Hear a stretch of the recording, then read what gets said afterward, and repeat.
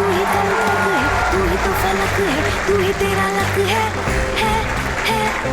इस पल में जियो, वक्त को जाने ना तो, अब दिल में जो आग है उसे बढ़ जाने दो। तेरी शान की पहचान हो, कुछ ऐसा कर दिखाना कि गाना मेरा ये जमाना तेरा ना, मेरा ये जमाना। Namaskar.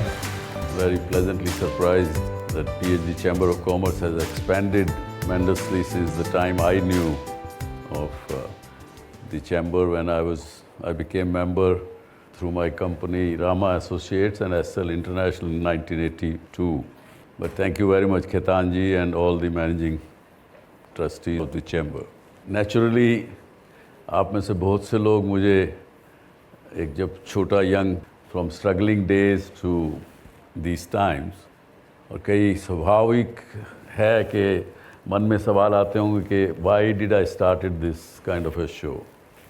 हालांकि मैं बात ये पहले भी कह चुका हूँ, पर आप लोगों को बताना मैं समझता हूँ ज़्यादा ज़रूरी है।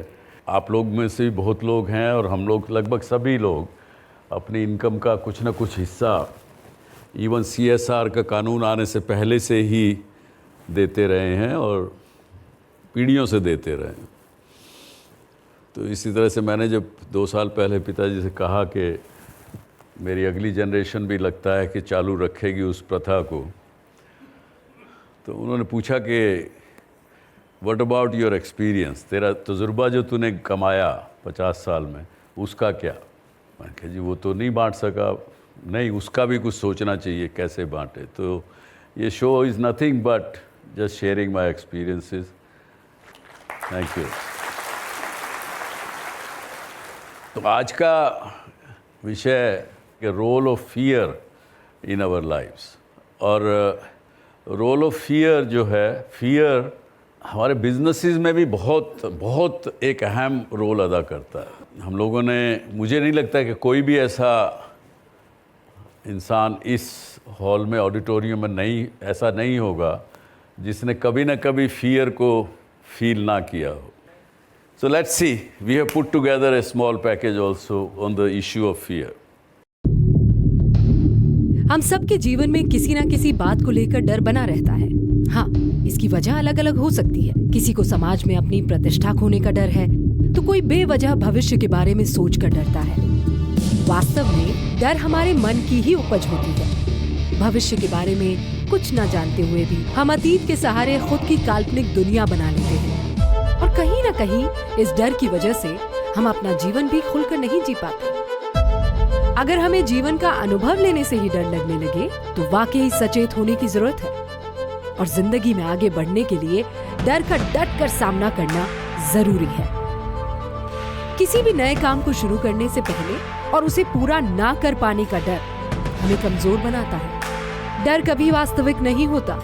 इस बात को समझने की जरूरत है कि जिस चीज का अस्तित्व ही ना हो, उस चीज से डरना हमें अपने लक्ष्य से दूर करता है। किसी भी लक्ष्य को हासिल करने के लिए डर पर काबू पाना जरूरी है, और ये तभी सार्थक हो सकता है जब हम जिंदगी में खुद को नई परिस्थितियों के लिए तैयार करें। तो आप लोगों को क्या लगता है, what is fear, what is the reason of fear? Our comfort for security. We want to be in our comfort zone, to be secured. And to retain that status, to retain that state, we have fear. Fear of being ridiculed. Fear of being ridiculed. Fear is just laziness, excuse of not doing the thing. Lack of confidence. अपनी खुद की उम्मीदों पे ना मिल पाने का डर। Fear of growing old and Fear losing of growing control when you grow old. देखिए, मैंने आपको एक बात बताऊं कि जब ये शो शुरू किया तब तो सोचा तो था कि अपने तजुर्बे बांटूंगा कुछ, और एक तरफ डर भी लगा, वो फियर की बात है। तो आज मैं अपना डर बताता हूँ मुझे क्या लगा। मैंने कहा ये कुछ लोग ऐसे सोचेंगे सुभाष चंद्र का अपना मीडिया है, टेलीविज़न है, अपनी कुछ वाहवाही करने के लिए कर रहा है, और किसी ने सोचा कि नहीं कुछ ना कोई पॉलिटिशियन बनना चाहता है, किसी और कारण से कहेगा, कुछ भी कहा, तो वो फियर भी था। लेकिन बहुत कुछ सीखा है, इससे रोज़ सीखता हूँ मैं। जब शो करता हूँ तो जब बात अपनी कहता हूँ, तजुर्बा कहता हूँ, तो मेरे सामने जो सवाल पूछते हैं उनसे बहुत कुछ सीखने को मिलता है। तो जितनी बार भी मैंने जितना ज़्यादा गहराई से सोचा, उसमें बात घूम फिर के एक जगह आ जाती है ज़िंदगी में। वो पंजाबी में कहते हैं ना, कड़िया ने कड कड्डी है। निचोड़ ज़िंदगी का एक ही निकला कि भूतकाल व्याकुल करे और भविष्य भरमाए। भूतकाल की बात सोचेंगे आप, अगर पुरानी बात सोचेंगे, पीछे की बात सोचेंगे, तो आपको रिग्रेट्स आएंगे ज़िंदगी में।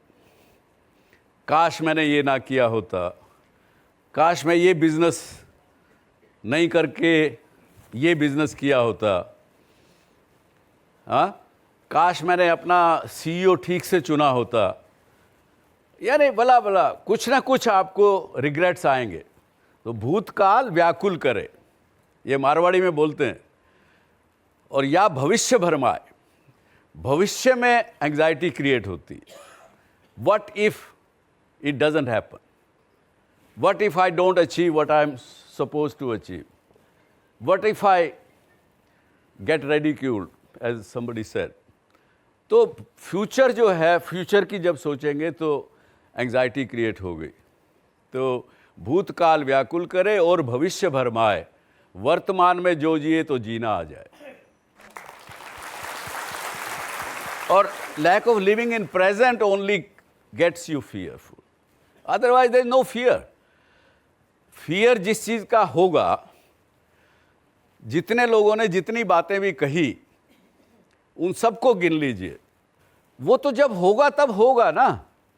कोई रेडिक्यूल जब करेगा तब मुझे चिंता होनी चाहिए। आज क्यों उसके लिए फियरफुल हूँ? लेकिन हमेशा हम लोग फ्यूचर की सोचते हैं और उसकी वजह से फियर हमारे को ग्रिप करे। और फियर एक ऐसी चीज़ है, जितनी स्पीड से आपकी थॉट प्रोसेस चलता है, उससे भी डबल स्पीड से फियर बढ़ता है। जब भी आपने कोई पल याद करिए जब आपको फियर ने ग्रिप किया हो, तो with in seconds, with in minutes, जिस चीज़ का आपको डर लग रहा था, आपको ऐसे लगने लगेगा कि सच्चाई में मेरे साथ ऐसा हो गया। वो हुआ ही नहीं है, सोच में ही चल रहे हैं आप। You are only thinking, nothing has change. You are sleeping in your bed, और आपको लग रहा है कि कहीं पे लड़ाई हो रही थी और लड़ाई जोन में, वार जोन में मैं चला गया था, और उस जोन में मैं भी बम से उड़ा दिया गया हूँ। और आप वाकई उसको सच मानने लगते हैं बिस्तर पे लेटे लेटे। फियर ऐसी चीज़ है। अब साथ में विवेकानंद ने इसके बारे में क्या कहा? Fear is death, it's a sin. He says it's a sin, it's a hell, an unrighteousness and a wrong life. We are living a wrong life. That's what Vivekananda said. Any questions so far? My question is, don't you think fear is a necessary evil? Like, if there's no fear, crime rates will increase. Nobody will fear anything. I can do whatever I want. No need to fear anything. So I think it's a necessary evil. What are your views on that? Is that a doing wrong thing or doing something wrong to the society or doing illegal thing, illegal act, is that a fear? Not necessary. अगर fear होगा तो आदमी गलत काम करेगा ही नहीं, मैं guarantee कर सकता हूं ये बात। आप बताइए मुझे, कोई भी आदमी अगर फियर करेगा किसी एक्टिविटी गलत करने का, वो गलत कर ही नहीं सकता। वो जब डर उसके पास खत्म हो जाता तभी वो गलत काम करता है। आपके सक्सेस काफ़ी रहे हैं काफ़ी बिजनेस एक्टिविटीज़ में, तो उससे पहले डर था या डर उसके बाद ख़त्म हुआ? नहीं, आई थिंक अगर कुछ लोगों ने अगर मेरी ऑटोबायोग्राफी पढ़ी हो, तो मुझे आज भी बहुत से साथी, खासकर जो बिज़नेस में हैं और बड़े बिज़नेस में हैं, वो मुझे बार बार कहते हैं कि सुभाष, आपने ये इतना बेबाक और बिना फियर के क्यों लिख दिया? कुछ तो डरना चाहिए। तो एनीवे, सक्सेसेस मुझे मिली हैं, फेलियर्स उससे ज़्यादा मिले हैं। तो ऐसा नहीं है, पर फेलियर की बात कोई नहीं करता, बात सब सक्सेस की करते हैं।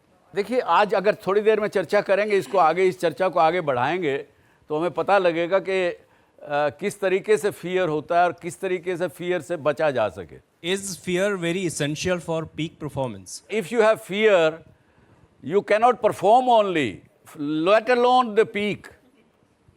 फियर में कुछ नहीं कर सकते आप. फियर में हम लोग चिंता करते हैं, चिंतन नहीं करते हैं. देखिए, फियर का दूसरा side of the same coin of fear is क्रोध, गुस्सा. फियर और गुस्सा दोनों देख लीजिए, उस समय में आपके सोचने की शक्ति खत्म हो जाती. आप कुछ सोच नहीं सकते ठीक से. तो खैर चलिए, आज मैं आपको एक ऐसी शख्सियत से मिलाना चाहूँगा और ऐसे चीज़ को देख करके आप भी सोचेंगे कि अरे यार, ये तो मैंने तो ज़िंदगी भर अब तक जो डरता रहा वो शायद एक बहुत ही बेमाने था और मैंने ज़िंदगी ठीक से नहीं जी. मेरे बीच में है Lakshmi Agarwal. She is a change maker. और before she comes on stage, just look at her video. लक्ष्य अगर बड़ा हो तो कमजोरी को ताकत बनाया जा सकता है. कोई आपका चेहरा बदल सकता है, दिल नहीं. कोई आपके चेहरे को एसिड से जला सकता है, लेकिन आपके सपनों पर वार नहीं कर सकता. आपके सपनों पर सिर्फ आपका हक होता है. यह कहना है acid attack survivor Lakshmi Agarwal का. लक्ष्मी जब 15 साल की थी तब स्कूल से लौटते समय एक आदमी ने उनके चेहरे पर तेजाब फेंक दिया. इस हादसे में लक्ष्मी का पूरा चेहरा जल गया. इस खौफनाक हादसे के बाद भी आपने हार नहीं मानी और खुद की जिंदगी को नया मोड़ देने की ठानी. तेजाब हमले का सामना करने वाली दूसरी लड़कियों के लिए आपने स्टॉप एसिड अटैक कैंपेन की शुरुआत की.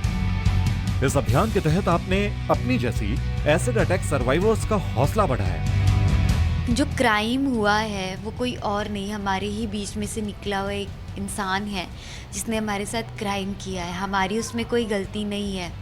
तो वही चीज़ सोसाइटी को हम लोग समझाने की कोशिश कर रहे हैं, अवेयरनेस क्रिएट कर रहे हैं कि क्या होता है एसिड अटैक के बाद और कैसी लाइफ होती है और उसके बाद सोसाइटी कैसा हमें फील कराती है. आपने शिरोज नाम के कैफे चेन की भी शुरुआत की, जिसमें काम करने वाली सभी महिलाएं एसिड अटैक सर्वाइवर्स हैं. दुनिया भर में आप मशहूर हैं. अमेरिका की पूर्व फर्स्ट लेडी मिशेल ओबामा ने भी आपके हौसले की तारीफ की है. कई अंतर्राष्ट्रीय कार्यक्रमों में आपको मोटिवेशनल स्पीकर के तौर पर आमंत्रित किया जाता है. अपने निडर किरदार और इच्छा शक्ति से आप समाज को सुंदरता की नई परिभाषा दे रही हैं. देखिए, लक्ष्मी प्लीज कम. तू ही कल तक है, तू ही तो फलक है, तू ही तेरा लक है. लक्ष्मी, सबसे पहले तो बहुत बहुत धन्यवाद कहूँगा कि आपने यहाँ इस शो में आने का स्वीकार किया. और आज जो विषय है उस पर जाऊँ उससे पहले मैं थोड़ा सा घर पे बैठे मेरे ऑडियंसेस को बताना चाहूँगा कि Lakshmi was attacked in when she was only 15 years old. एक 32 साल के आदमी ने, जिनकी बात उन्होंने टाल दी, उस आदमी ने इनको एसिड डाल करके इतना ख़राब किया और उससे तब से इन्होंने एसिड अटैक के विषय में एक पूरा कैंपेन प्रारंभ किया. 27,000 सिग्नेचर पटिशन करके एसिड को बेचने के ऊपर कर्ब डलवाए और बहुत कुछ किया. सुप्रीम कोर्ट से ऑर्डर लेके आए. इनको 2014 में international women of courage award मिला बाय मिशेल ओबामा, जो आपने उसमें देखा. मैं चाहूँगा लक्ष्मी, जो आपने सुना लोगों को फियर के बारे में, आपको उस समय क्या महसूस हुआ जब आपके ऊपर ये अटैक हुआ? तो मेरे लिए बहुत पेनफुल था उस टाइम पे, क्योंकि उस इंसान ने एक बार अटैक किया. सोसाइटी आपको every day, every moment, every second attack करती है. Wow wow, this is what an attitude. कि आपको हर समय हर वक्त अटैक होता है, चारों तरफ से होता है, तो फिर क्यों डरना? जी एग्जैक्टली क्योंकि मैं भी इसी सोसाइटी से ही हूँ, तो मैं किससे डरूँ? जो सामने वाला मुझे डरा रहा है वो भी एक इंसान है, मैं भी एक इंसान हूँ। हाँ, अटैक से पहले जो एक डर था, अटैक के बाद वो डर ख़त्म हो गया। वो ऐसे क्योंकि उसने चेहरे पे अटैक किया, और उसके बाद जो लड़की 2005 से पहले डरपोक टाइप की थी, जैसी मेरी परवरिश थी, जैसे मैं डरपोक टाइप की थी, उसके बाद जब उसने मुझ पे अटैक किया तो उसके बाद मुझे रियलाइज़ हुआ कि अब डर किस बात का, अब वो मेरा क्या बिगाड़ेगा, अब वो मुझसे डरेगा, अब मैं उससे नहीं डरूंगी। बहुत अच्छा, बहुत। आपके प्रश्न लक्ष्मी से। I want to ask you, the person who threw acid on you, so have you given, have you forgiven him? Or were you looking for him to get some sort of punishment? What is your attitude in life? उनको punishment हो चुका है। 2009 में उस लड़के को 10 साल की सज़ा हुई। उनके साथ एक लेडी भी थी जिनको 7 साल की सज़ा हुई। अभी वो जेल के अंदर ही है, लेकिन हाँ वो नेक्स्ट ईयर बाहर आने वाला है। तो नेक्स्ट ईयर जो बाहर आएगा उससे आपको कोई डर? मैंने एक बात पहले कही कि अब वो मुझसे डरेगा। Very good, very. क्योंकि 2005 में सिर्फ वो मुझे जानता था, आज पूरी दुनिया मुझे जानती है, तो अब किसका डर? Very good. हमारा खुद का डर तो निकल जाता है, पर कभी हमसे एसोसिएट जो लोग होते हैं ना, जैसे हमारे पेरेंट्स हो गए, हमारा कुछ रिस्पेक्टर है जो उस रिस्पेक्टर की वजह से उनको भी डर लगता है। हमने अपना डर तो हमें निकाल लिया, हमें पता है हम सेफ जोन में हैं, उनको कैसे कन्विंस करें कि आप डरिए नहीं? जब बच्चा पैदा होता है, सीधी सी बात है, उसको कुछ नहीं पता होता है, वो बड़ा मासूम सा होता है। डर क्या है हम उसको बताते हैं, हम बताते हैं। बहुत अच्छी बात कही, बहुत अच्छी बात कही। ये मैंने बार बार पहले भी कहा है कि भारतीय समाज इस तरह का समाज है, और ख़ासकर ये माँओं को जो घर बैठी देख रहे हैं उनको भी मैं कहूँगा, बच्चा घुटालियाँ चलने लगता है उससे पहले कहेगी बेटा पानी के पास मत जाना, खिड़की के पास मत जाना, आग के पास मत जाना। तो जब तक बच्चा 6-8 साल का 10 साल का होता है तब तक उसके अंदर रिस्क लेने की सारी क्षमताएं बंद कर देते हैं। और अब आपने वेस्ट में देखा होगा, वो 3 साल के बच्चे को माँ पानी के पूल में फेंक देती, चल तैर, बच्चा अपने आप तैरने लग जाता है।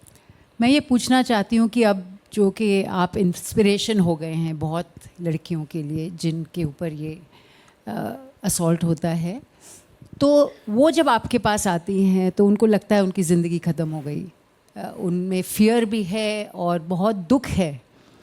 तो वो जो दुख है उनके अंदर, जो फियर है, क्या आपको लगता है कि वो आप उनको किस तरफ, किस मोड़ पे ले जाती हैं जिनसे ये सब चीज़ें उनके मन से हट जाए? क्या क्रिएटिविटी एक टूल है आपके लिए, या क्रिएटिविटी से रोज़गार एक टूल है? क्या टूल्स आप यूज़ करती हैं? क्या है, हमें बचपन से परवरिश से सिखाया जाता है कि ब्यूटी लड़की के लिए सबसे ज़्यादा इम्पॉर्टेंट चीज़ है। मैं क्योंकि यहाँ हूँ तो मैं अपना एग्जाम्पल देती हूँ कि जब मैंने पहली बार अपने आप को शीशे के सामने देखा अटैक के 2.5 महीने के बाद, जैसे ही देखा तो मैं अपने आप को देख के डर गई। क्योंकि जब आप मुझे आज देख रहे हैं 7 ऑपरेशन के बाद, लेकिन जब मैंने 2 ऑपरेशन के बाद अपने आप को देखा तो मैं बहुत अपने आप से डिसअपॉइंटेड हो गई कि मेरे साथ, सबसे पहला क्वेश्चन कि मेरे साथ ये कैसे हो सकता है, मैंने ऐसा क्या किया था? क्योंकि आप ज़्यादा सुंदर थी तब उसने अटैक किया आपके ऊपर, और सुंदर आप अभी भी हैं। वो सुंदरता अब हमको आपके बातों से दिखती है, चेहरे से नहीं दिखती है, फ़र्क कुछ भी नहीं है जी। तो उस वक्त में क्या होता है कि जब हम अपने ही जैसे लोगों को देखते हैं और सामने वाला भी अपनी ही जैसी लड़की को देख रहा है, तो उसको ये रियलाइज़ हो रहा है ये कुछ कर सकती है तो मैं क्यों नहीं कुछ कर सकती। क्योंकि हमें अपना एटीट्यूड वैसे ही बनाना पड़ता है उसके सामने कि चेहरा इम्पॉर्टेंट नहीं है। एक्चुअली ब्यूटी को हमने बहुत ज़्यादा ओवर बना दिया है। तो वो कभी भी कोई भी इंसान अटैक करता है वो जान से नहीं मारता है, उसके चेहरे पे अटैक करता है, वो तुम मेरी नहीं तो तुम किसी की नहीं।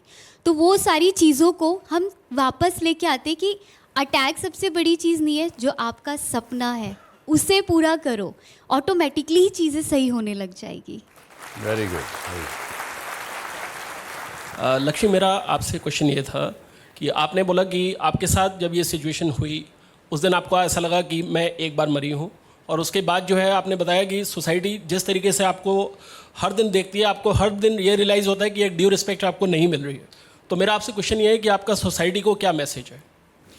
अभी ये मैसेज है क्योंकि सोसाइटी में अभी एक चेंज आया है। चेंज ये क्योंकि मैंने अपने आप को चेंज किया, अपने डर को ख़त्म किया है, क्योंकि मैंने अपने आप से प्यार करना स्टार्ट किया है। क्योंकि जैसा हम अपने आप को प्रेजेंट करते हैं वैसे ही सोसाइटी हमको देती भी है। अगर आज मैं खुल के बाहर आई हूँ, उस डर से बाहर आई हूँ, तभी आप मुझे सपोर्ट कर पा रहे हैं। मैं एक विक्टिम नहीं हूँ, मैं एज एक सर्वाइवर हूँ। मेरे साथ एक अटैक हुआ है और मैं उस चीज़ से बाहर निकल के आ रही हूँ और उसमें आप लोग मुझे सपोर्ट कर रहे हैं। उसके लिए मैं आप लोगों को आज थैंक्स करती हूँ, क्योंकि मैं चीज़ों को पॉजिटिव वे में लेना ज़्यादा पसंद लक्ष्मी का मैसेज बड़ा सिंपल है, अगर समझ में आए तो। कबीर का दोहा है ना, बुरा जो देखन मैं चला बुरा न मिलिया कोई, जो मन देखा अपना मुझसे बुरा न कोई। That's what she is saying. My question is, जब आपके साथ ये अटैक हुआ था तो उस टाइम आप बहुत डिसअपॉइंट हुए होंगे, बहुत ही मिजरेबल टाइम रहा होगा वो, तो आपने कैसे अपने आप को रिकलेक्ट किया? एक्चुअली मैं जानती ही नहीं थी कि एसिड क्या होता है। लेकिन जब मैंने अपने आप को, जैसे मैंने बताया कि 2.5 महीने के बाद ही जब मैंने पहली बार शीशा देखा था और उस वक्त में मैं खुद को देख के डर गई थी, तो मैंने डिसीज़न लिया था कि मैं आत्महत्या कर लेती हूँ। फिर उसी वक्त में मैंने डिसीज़न लिया कि नहीं, मैंने यही गलती पहले की थी, अपने पेरेंट्स को ना बता के। वो भी एक डर था कि मैं अपने पेरेंट्स को नहीं बताया। जब वो लड़का आपका पीछा करता था तो आपने बताया, परेशान करता था, तब आपने बताया नहीं पेरेंट्स? नहीं बताया, क्योंकि वो भी फियर था एक किस्म का मन जी में। जो पेरेंट्स हमेशा बना के रखते हैं, वो शायद हमारे लिए अच्छा सोचते हैं, पर कहीं ना कहीं वो अच्छाइयों में कहीं ना कहीं वो बुरा बनता चला जाता है बच्चों के लिए। तो उस वक्त में मैंने फिर डिसीज़न लिया उसी वक्त में कि मैं अपने पेरेंट्स से बात करूंगी, क्योंकि जिस वक्त में मुझे जिनकी ज़रूरत थी, दोस्तों की, सोसाइटी की, रिलेटिव्स की, सब लोगों ने साथ छोड़ दिया। आखिर में लास्ट में कौन परेशान हुआ? पेरेंट्स। 2.5 महीने मेरी माँ नहीं नहाई, 2.5 महीने मेरे पिता नहीं सोए। उन्होंने कंटिन्यू मुझे बचाने के लिए ज़मीन आसमान एक कर दिया, और मैं एक सेकंड के अंदर ही अंदर कैसे मर सकती हूँ? तो मुझे ऐसा लगता है कि एक इंसान 100 इंसान के बराबर होता है। तो मैंने अपने मम्मी पापा के अंदर पूरी दुनिया को देखा और उनको देख के मैंने जीना स्टार्ट किया। Very good. देखिए, पर साथ में मेरा एक प्रश्न है और मुझे लगता है मुझे उत्तर भी मालूम है, लेकिन जब आप इस सारी चीज़ से बाहर निकल आई, उन 4 आदमियों के अलावा, उसके बाद क्या समाज अभी भी आपके साथ वैसा ही व्यवहार करता है? नहीं, 2009 में मैं 2005 से 2009 तक चेहरा ढक के चलती थी। हाँ। जैसे मैं घूंघट करके चलती थी। फिर आपका अपना डर था।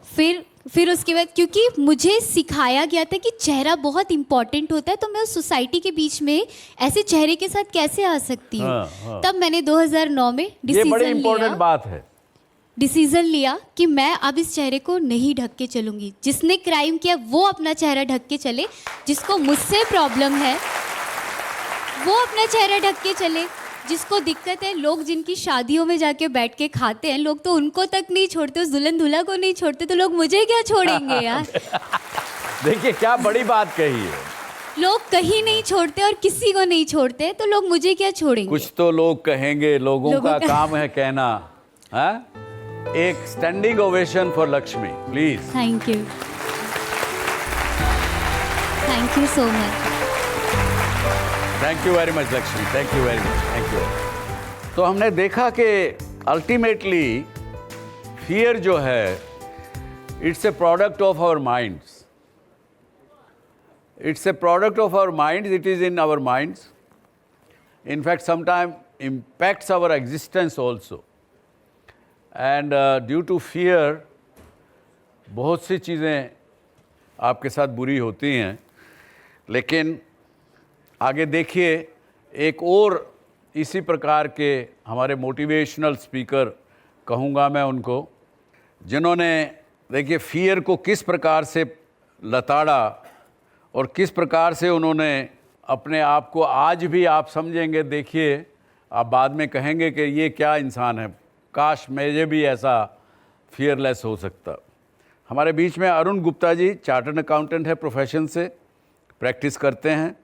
इनको 2011 में एक सीवियर कैंसर हुआ, एक नहीं दो, और 2014 में इनको डॉक्टर ने पकड़ नहीं पाए कि बीमारी इनकी ल्यूकीमिया थी इनको, और 2015 में जब पकड़ी गई तो डॉक्टर ने कहा कि भाई तुम ये समझो कि आपका 1 साल तो आगे का बिल्कुल ख़त्म है, और आप संसार के 200 लोगों में से एक आदमी हो, यानी 0.5% ऐसे लोग होते हैं जो बीमारी आपको है।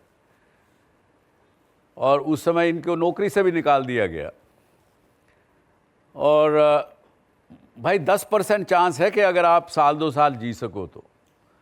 ऐसी हालत में अरुण ने ना कि खुद लड़ा उस कैंसर को, इन्होंने दूसरों को भी लड़ना सिखाया कैंसर के साथ। और आज जो हमारे देश में 6.5 लाख लोग और परिवार कैंसर के शिकार होते हैं, किस प्रकार से उनके लिए ये लीडिंग लाइट बन के आ रहे हैं। और मेरे ख्याल से हमारे घर बैठे हुए दोस्तों को भी ध्यान में आएगा कि कोई बात का डर नहीं होना चाहिए। Please welcome Arun Gupta, founder of win over cancer. Arun welcome, स्वागत।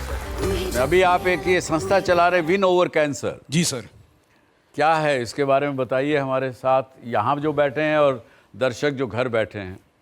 Sir, win over cancer is my journey of cancer, my experience with cancer. हमें इस फाइट के दौरान जो जो समस्याएं हमने फेस करी, जो जो दिक्कतें हमें आई, उन सब का हमने सॉल्यूशन निकालने की कोशिश करी, ढूंढने की कोशिश करी, और उन सबको हमने एक एजेंडा बना लिया विन ओवर कैंसर का। हम आज की डेट में 12 प्रोग्राम चला रहे हैं, starting from creating awareness about cancer, लोगों के बारे में जागरूकता पैदा करना, और उसका सही समय पर शुरू की स्टेज में इलाज शुरू हो सके उसमें मदद करना। हम लोगों की मदद कर रहे हैं उनका इलाज का खर्चा कम कराने का, not through subsidies, through innovative means, और हम 40% तक कॉस्ट ऑफ ट्रीटमेंट कम कराने में सफल हो पाए हैं। बहुत अच्छे, बहुत अच्छे। अरुण, ये बताइए, आपको जो ये फियर, एक जिसको लोग डरते हैं, जैसे नाम कैंसर का आता है, वो बल्कि हम सबको कहीं ना कहीं कोई तकलीफ़ शारीरिक रही होगी, रहती है। कहीं कोई फोड़ा फुंसी भी हो गया तो डॉक्टर आजकल कहता है कि नहीं, मैं इसको टेस्ट के लिए भेजूंगा लेबोरेटरी में, मेलाइन तो नहीं है, मैलिग्नेंसी तो नहीं है, बायोप्सी के लिए। तो जब तक बायोप्सी की रिपोर्ट नहीं आती तब तक आदमी फियर में घुसा रहता है, 5-6 दिन धड़क धड़क धड़क, पता नहीं। तो ऐसी चीज़ को आपने कैसे, उस फियर को कैसे ओवरकम किया? सर, बहुत सिंपल है। जैसे लक्ष्मी जी ने भी कहा कि when you have back against the wall, then you have, आपके पास सिर्फ 2 चॉइस होती हैं, either to fight it out और surrender. I opted to fight it out. Very good, very good. Sir, फरवरी 2016 में जब मुझे रिक्टर्स ट्रांसफॉर्मेशन डायग्नोज हुआ था, doctors gave me 10% chance of survival. मैंने उनको कहा कि sir, if I am so lucky कि जो बीमारी 0.5% लोगों को होती है वो मुझे है, then I might be lucky, I will be lucky to fall under those 10%। अगर उस 10% में हूँ, then I have 100% chance of survival. Very good, as simple as that. Again it is a mental attitude, it is a matter of mindset sir. Mindset. आज का subject है fear. जी sir. जितने लोग आपके बाद आपके संपर्क में आए, उनको कैसे देखा आपने? फियरफुल देखा? उनका फियर कैसे कम किया आपने? ये एक मेरा अहम प्रश्न है। मेरी माँ को भी कैंसर हुआ, उसमें गई हो, पर उन्होंने 17 साल उसको लड़ा। उनको डर नहीं था उस कैंसर से, क्योंकि मैं भी बार बार उनको कहता था कि माँ, इससे डरना मत, ये तो कम पढ़ी लिखी थी, इसलिए भी शायद मान गई बात मेरी। और उनको डर नहीं लगा तो 17 साल तक खुद आराम से रही। तो मेरा ये मानना है कि अगर कैंसर से डरो नहीं तो वो डर के भाग सकता है। बिल्कुल सर, बिल्कुल ठीक कह रहे हैं सर। हमारे 2 मूल मंत्र हैं। पहली चीज, never give up. Secondly, pain is inevitable but suffering is optional. दर्द हर एक की जिंदगी में है, हाँ। लेकिन उस दर्द से मुझे तकलीफ लेनी है नहीं लेनी, या ये मेरे सफर ऊपर करना है या नहीं करना, ये आपके ऊपर है। वाह, बहुत अच्छा, बहुत तो अच्छा। हम हर एक को ये कहते हैं जो जितना बुरा हो सकता था आपके साथ हो गया, अब आगे जिंदगी में अच्छा ही होना है और ये आपके ऊपर है। जी, बहुत अच्छा। My father used to suffer from cancer of the blood for the last almost 18-19 years. Nobody here knows it as well. The beauty of it is fear. He didn't know it as well. Oh, Only wow. 2 brothers, me and my elder brother, knew it. The main reason, and my father passed away in June this year, sir, at the age of almost 102. On 14th of June. On 14th of June was his birthday. इससे बड़ा उदाहरण आपके पास क्या होगा कि इनके पिताजी 19 साल तक ब्लड कैंसर लेके जिए और मेरे ख्याल से अच्छे जिए होंगे, नहीं तो 102 साल का आदमी हो नहीं सकता। No, sir, he went to, even in the end, he went walking to the hospital for a heart ailment. But he walked himself. Wow. But, sir, in that, the doctor played a very big role. Both his physician as well as the doctor. And they only said one thing, that if you tell him, he will die of fear, not for cancer. Wow, wow. ये बड़ी बात आज हमें, मेरे दर्शकों को बताना चाहूँगा कि बड़ी बात आज देखने को हमको मिली, समझने को मिली है। मुझे भी ये जानकारी पहली बार मिली है कि अगर पेशेंट को पता नहीं चले कि उसको कैंसर है तो वो नॉर्मल ज़िंदगी जिएगा, कैंसर उसका कुछ बिगाड़ नहीं सकता। बहुत अच्छी बात। मेरे एक फ्रेंड्स हैं जो कि जिनकी वाइफ ऑलरेडी ब्लड कैंसर से सफ़र कर रही हैं और वो इस स्टेज में हैं, अपने फियर से बाहर नहीं निकल के आ रही हैं। तो वो कौन सी स्टेज थी जिससे कि आप अपनी फियर से निकल के इस स्टेज में खड़े हो? कुछ चीज़ें हैं, कैंसर के केस में पहला डर होता है मौत का। तो डेथ इज़ इनएविटेबल, मौत तो सबकी आनी है। और जो सिचुएशन होती है आदमी को उसके अंदर से पॉजिटिविटीज़ देखनी है। परेशानियां हमें भी होती हैं, डर हमें भी लगते हैं, और जब हमें लगते हैं हम और लोगों से बात करते हैं, लोगों की मदद करते हैं और हम देखते हैं कि दूसरे के गम हमसे ज़्यादा बड़े हैं, उसी से मोटिवेशन मिल जाती है। सर बहुत अच्छा, बहुत अच्छा। बहुत बहुत शुक्रिया यहाँ आने के लिए और सच्चाई बयान करने के लिए। सच की एक ट्रॉफी आपको देना चाहूँगा। बहुत बहुत लक्ष्मी, आपको भी एक ट्रॉफी मैं देना चाहूँगा, प्लीज़।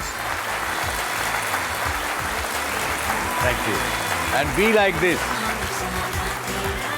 तो दोस्तों, मैं सम अप करते वक्त एक बात कहना चाहूँगा कि हमें फियर जब होता है, अगर यहाँ पे मेडिकल डॉक्टर प्रैक्टिशनर अगर बैठे हों तो वो शायद इस बात को एंडोर्स करेंगे कि फियर जब दिमाग में जाता है तो it releases certain kind of juices and chemicals into your body and they take over your physique, your existence and everything, जब तक वो जाता नहीं। और जितना हमारे चेंज मेकर और हमारे मोटिवेटर ने जो बात कही दोनों ने, उनकी बात को मैं ये साथ में एंडोर्स करता हूँ कि बहुत बार हमारी कमज़ोरी होती है कि हम सच्चाई को स्वीकार करने में कोताही बरतते हैं। जब हमारे साथ कुछ भी बुरा होता है हम उसको एक्सेप्ट नहीं करते। जब तक एक्सेप्ट नहीं करेंगे तब तक वो फियर, दुख, तकलीफ़, वो चीज़ आपको सताएगी रहेगी। जिस मोमेंट पे आप उस सच्चाई को स्वीकार करके उस प्रेजेंट में जीना शुरू कर देंगे तो फियर तो बड़ी छोटी चीज़ है, कुछ भी आपको तंग नहीं करेगा। इसके साथ ही I am grateful to all of you. Thank you very much. जय हिंद, जय भारत। अगर आप भी सुभाष चंद्रा शो में भाग लेना चाहते हैं या कोई सवाल पूछना चाहते हैं तो हमें ईमेल करें। हमारा ईमेल आईडी है scShow@subhashchandra.com या आप अपने सवाल हमें SMS भी कर सकते हैं। बस टाइप कीजिए SC Show स्पेस अपना सवाल और भेज दीजिए 57575 पर।